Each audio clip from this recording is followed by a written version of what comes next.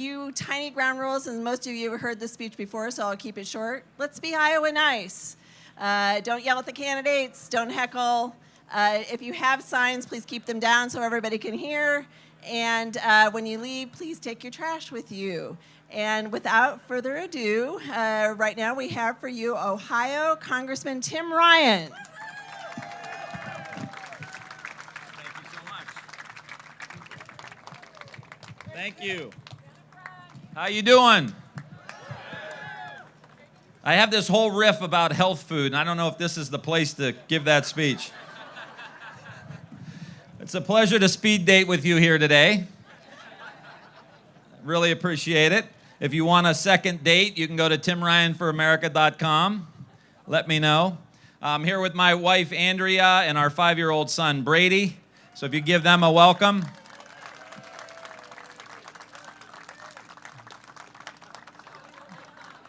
Wave, everybody. Say wave. All right. He's like, when we go into the bumper cars? I told him about the deep fried Oreos, too, so he's all pumped up and ready to go.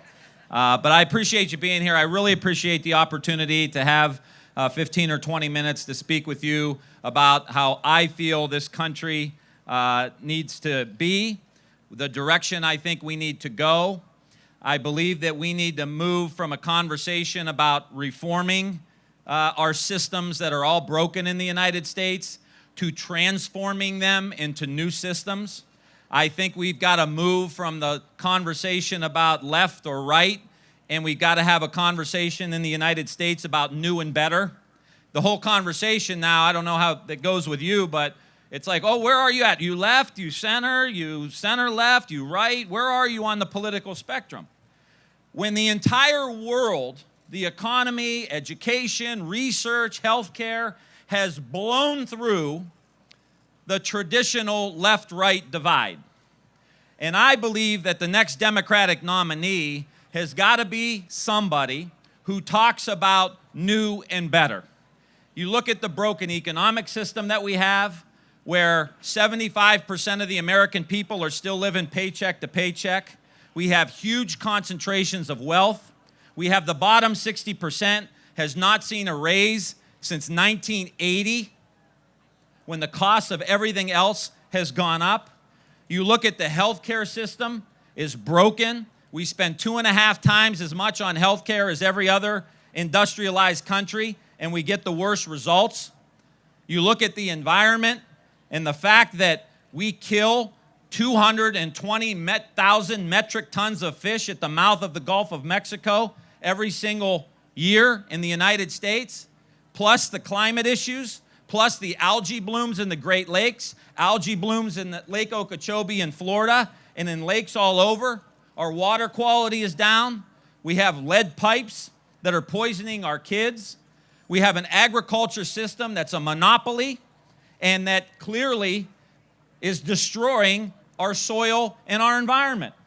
You look at a criminal justice system that is broken, it is racist at its core, and it needs reformed.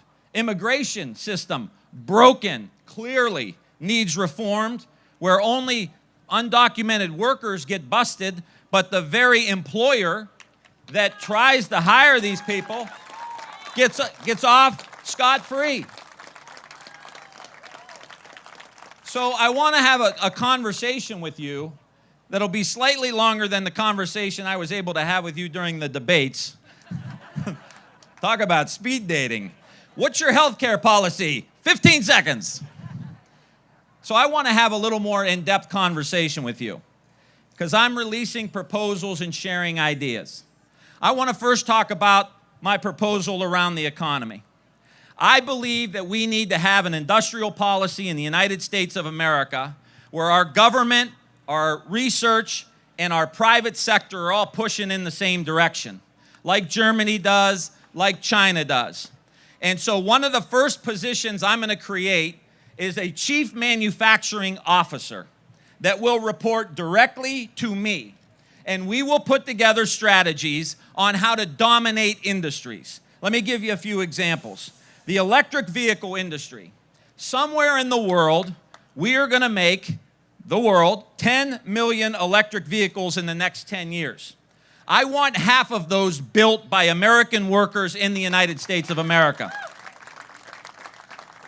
My chief manufacturing officer will sit down with the Department of Energy, the Department of Transportation, venture capital, private sector, investors, and we will sit down with maybe the big three, maybe emerging automakers, new companies, and we will sit down and we will figure out, how do we dominate the electric vehicle market? How do we make 5 million of these vehicles? And how do we drive that investment into the communities like the ones I represent in Ohio? Old steel, old auto, old coal, old textile, rural areas that used to have a manufacturing base that would help fund local schools. How do we drive this industry that's growing into these communities of color, for example, that have been left behind? I will drive that for you, and we are going to start building things in the United States of America again. I can promise you that. Right now, who dominates that industry? China does. They dominate 50 to 60% of the electric vehicle market. We'll do the same thing around solar. We'll do the same thing around wind turbines and all the component parts. We'll do the same thing around 5G. We'll do the same thing around artificial intelligence. We'll do the same thing around additive manufacturing and 3D printing. These industries are growing at 25 or 30% a year.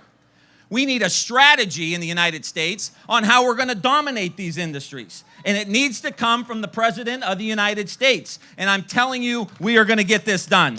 We are going to build things again in the United States. Climate change is obviously a huge issue. So now a Democratic nominee, Tim Ryan, is going to go to places in Iowa, in Wisconsin, in Michigan, in Ohio, in Pennsylvania, in Mississippi, in South Carolina, in these old textile communities, and say, you know how we reverse climate change? You get a really good paying job that pays $30, $40, or $50 an hour building electric vehicles. Now you begin to bring in the entire country around an agenda that both reverses climate change and lifts up the middle class. That's how we move forward with the climate agenda. We start building our way to a renewable economy. I want to talk about health care. I'm for a public option. I think we bring Medicare down to 50. We will cover 60 million people in the United States. And Kaiser Permanente says that those 60 million people who are 50 to 64 will see a 40% reduction in their health care costs. 40%. I know it may not be a revolution, but I think that's a pretty significant step in the right direction. I would also allow small businesses to be able to buy into the Medicare program. These small businesses are getting killed with healthcare costs. They should be able to get into that program and have some stability so they could reinvest back into wages and healthcare and capital investments for their small business. And we should have anybody who wants to buy in should be able to buy into the program if they can't afford good quality health insurance. But I don't believe we should go about the business of taking people's private health insurance away. I think that's a dangerous proposal for us to have. But here's the different conversation I want to have. 75% of our healthcare costs in the United States come from chronic diseases that are largely preventable.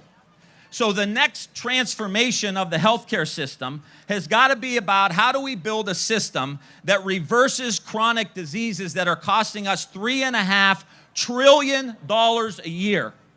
Now think about that. $3.5 trillion a year of our healthcare costs, direct and indirect, come from chronic diseases that are preventable. Type 2 diabetes, for example. Half of the adult population has either diabetes or pre-diabetes. A diabetic costs us about $14,000 a year.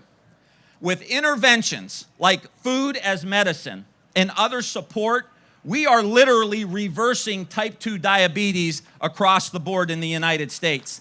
Why wouldn't we want our healthcare system to have a strategy? A year deficits coming, $22 trillion debt, and $1 trillion a year annual, and that's the one that I'm going to push. The other, I released an education proposal the other day. We have got to transform our education system K through 12. The conversation has got to shift from how do we get test scores up to how do we take care of our kids? How do we take care of our kids? And so my proposal, one, takes care of the teachers, and we help them with tax credits and loan forgiveness and all the rest, which is a complete suck up to my wife, who's a first grade school teacher, okay? I'm not stupid. I go all around the country, and my wife says, how'd it go? I said, I was talking about you today, baby. So we want to help our teachers, but my proposal is to put a mental health counselor in every single school in the United States that needs one. I want a trauma-informed curriculum for every school. I want them to have social and emotional learning. We have so many kids that come to our schools that are traumatized. We've learned more about the brain in the last 20 years than we have in the previous 200. And so I want this initiative to help this kid get their brain out of fight or flight mode so that they can access their prefrontal cortex in the front of their head, their executive functions, where their working memory is, their decision making is. It's up here. And when the brain is in fight or flight, you literally can't access your working memory. No wonder you can't learn.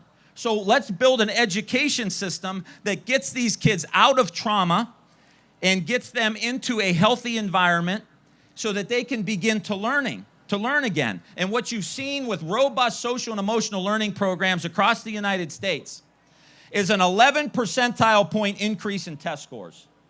Closes the achievement gap. 10% increase in good behavior, 10% decrease in antisocial behavior. 20% swing in the mood of the schools. And this isn't left or right. This is new and better. This is supported by both the Brookings Institution, left-leaning think tank, and American Enterprise Institute, right-leaning think tank.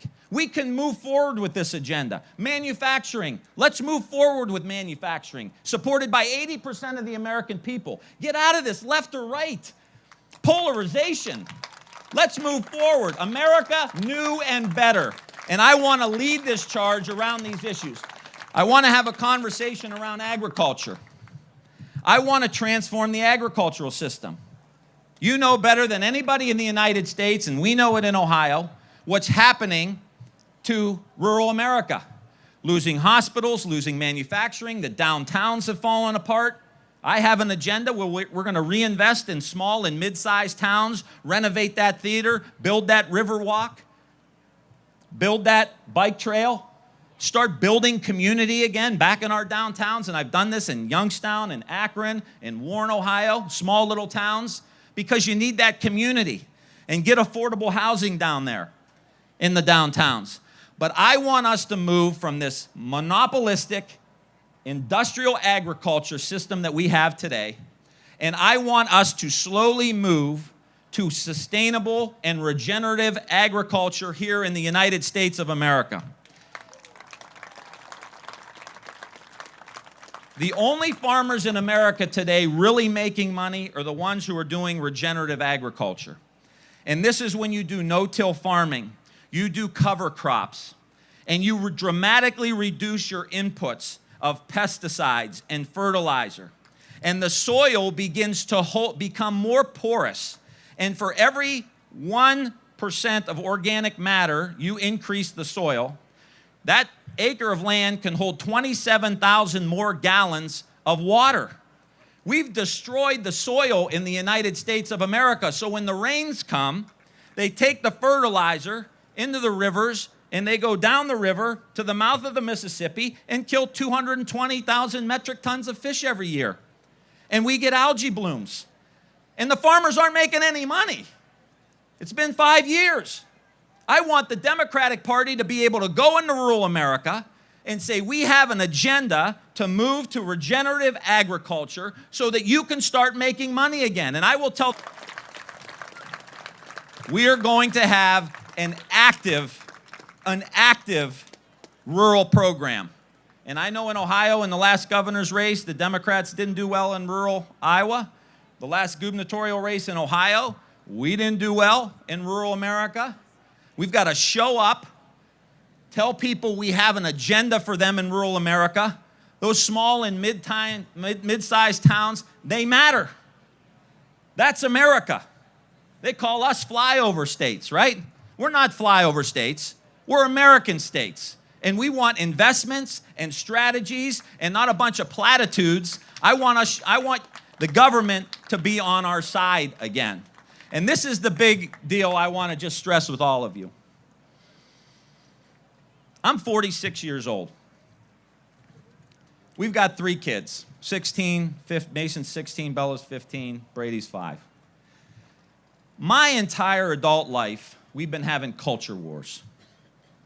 You know, it was Jack Kennedy, and then Martin Luther King, and then Bobby, and then Vietnam, and it's just taken off since then. And now it's gotten so bad where we literally have the President of the United States saying, send them back, right? America, love it or leave it. That was the same signs that used to be up during the Vietnam War. You may not know who I am. I'm Tim Ryan. I'm from Northeast Ohio. I'm an old football player. I'm an old quarterback. Real old. See me walk in the morning. Shoulder, knee, back, bad. It's a bad sight. My wife watches me walk to go get coffee, and she said, did anybody block for you when you were the quarterback? But I play offense. And I want the Democratic Party to play offense with new ideas and stop sitting back and letting us be defined by the right-wing echo chamber. I want us to define the future of this country. And I want to do it with these new ideas. I want to do it with these new ideas. Because when I talk about social and emotional learning, I talk about regenerative agriculture, when I talk about reforming our economy around new ways of manufacturing, not everybody knows what I'm talking about. And so they pause and they listen. And I tell them, I don't want this left-right divide anymore. I'm fed up to here. I don't want any more culture wars. I'm fed up to here. I'm worried about school shootings. I'm worried that this has gotten so bad that our kids in public schools across the United States are afraid to go to school in the next week or 2.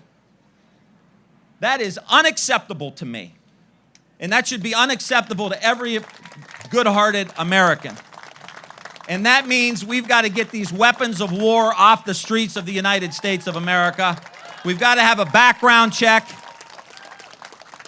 We've got to have an immigration system in the United States. Border security. I want to know who's coming into the country. I want to know. And I want us to stop them if they're trying to. But I also am the descendant of immigrants. This has been the secret sauce in the United States for a long time. So we want comprehensive immigration reform in the United States. Bring people out of the shadows here in this country. Build our economy. So I will just say this. I'm in a fighting mood. I'm Irish. You know the old Irish saying, don't you? Is this a private fight or can anyone get into it? I'm ready to fight. I believe I have a transformational agenda. It is not going to be easy for us. I'm not saying I got a magic wand. There's no superstar. There's no savior. It's you and it's me. And it's your family and it's my family. Let's not reform these broken systems. Let's transform these systems. And I will just leave you with this, that Bobby Kennedy used to say at the end of his brief campaign. I do not promise you ease. I do not promise you comfort. But I will promise you these. I'll promise you weariness. I'll promise you hardship. And I'll promise you sacrifice. I'll promise you weariness. I'll promise you hardship. I'll promise you sacrifice. And with these, I will promise you victory. Thank you so much. God bless you, Iowa.